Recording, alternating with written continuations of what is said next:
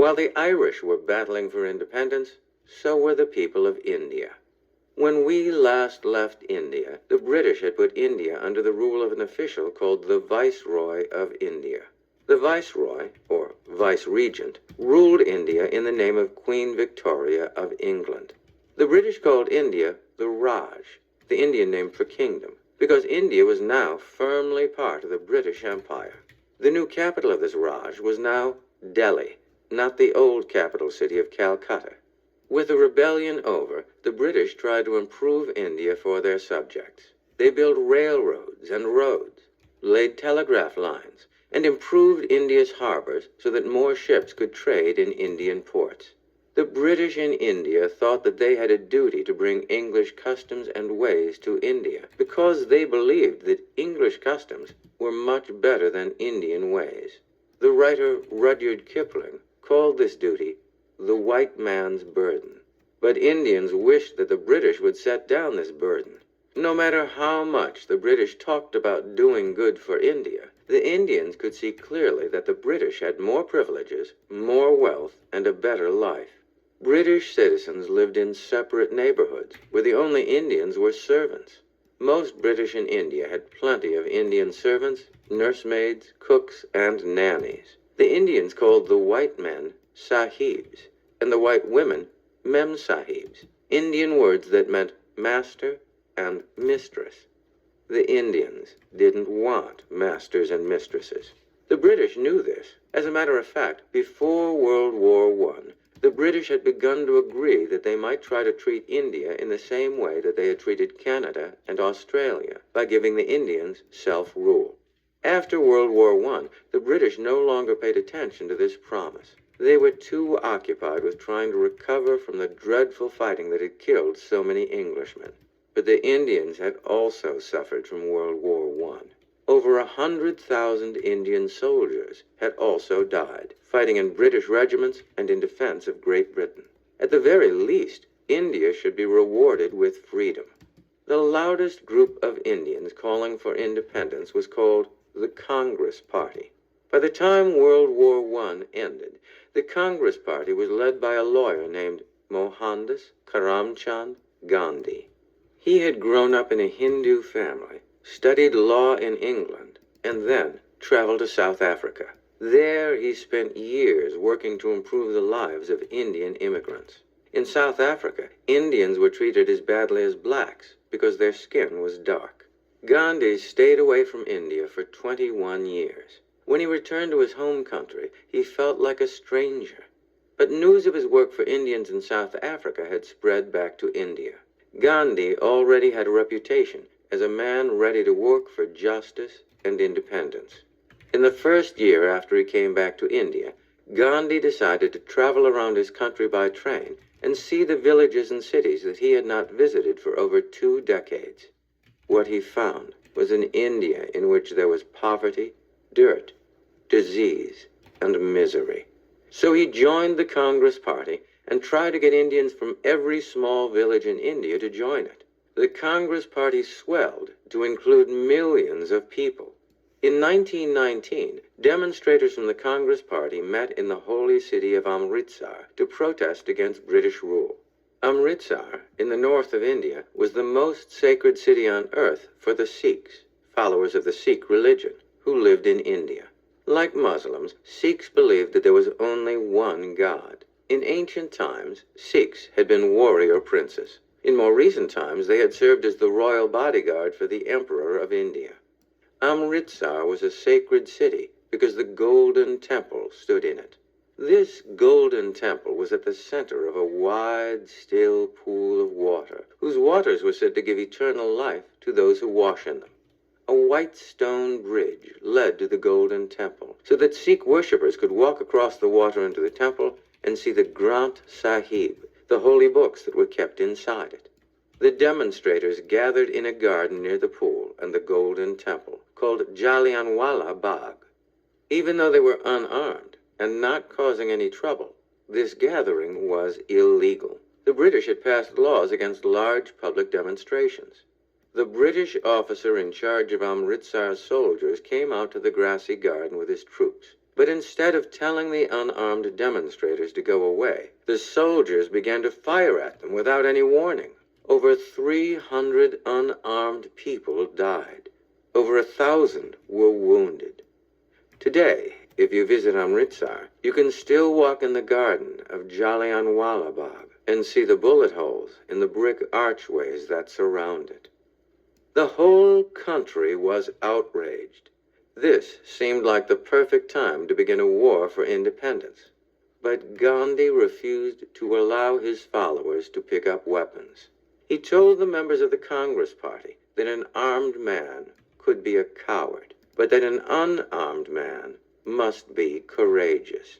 Real independence had to be won with satyagraha, the non-violent fight for freedom and justice. Instead of fighting with weapons, Gandhi and the Congress Party began to use other methods of resisting the British.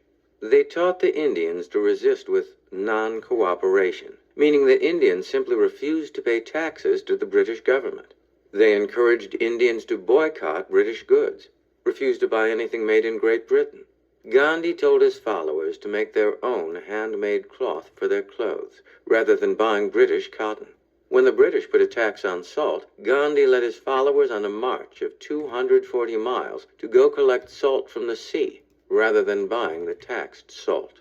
He started with 78 people. By the end of the march, thousands of people were following him. Gandhi told Indians to take their children out of British schools. He asked them to give up privileges given to them by the British. He himself sent back a medal that the British government had given him for his work in South Africa. When a factory refused to give its workers enough money to live on, Gandhi went on a hunger strike. He refused to eat until the factory owners agreed to the raise. It took 3 days for the factory owners to give in and agree. They didn't want to be responsible for Gandhi starving to death. The British put Gandhi in jail again and again. But the resistance in India, called a nationalist movement, continued to grow. It wasn't always peaceful. Sometimes Gandhi's non-violent protests inspired other rebels to fight with weapons. Between violent and non-violent resistance, India had grown impossible to govern.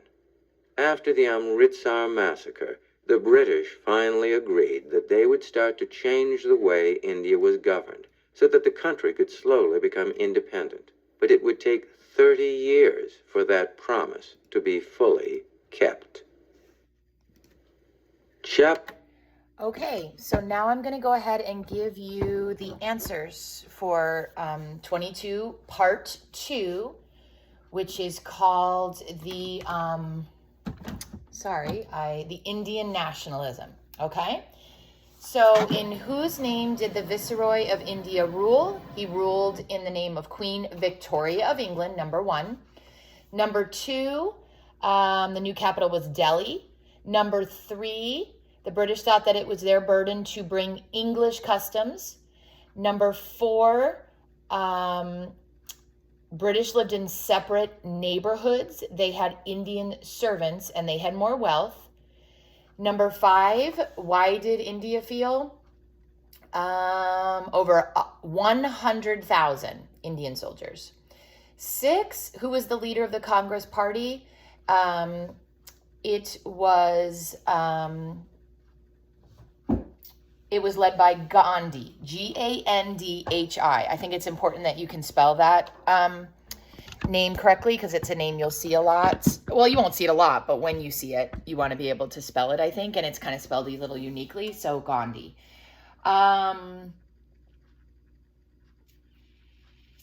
Number 7, how were the Indians treated in Africa?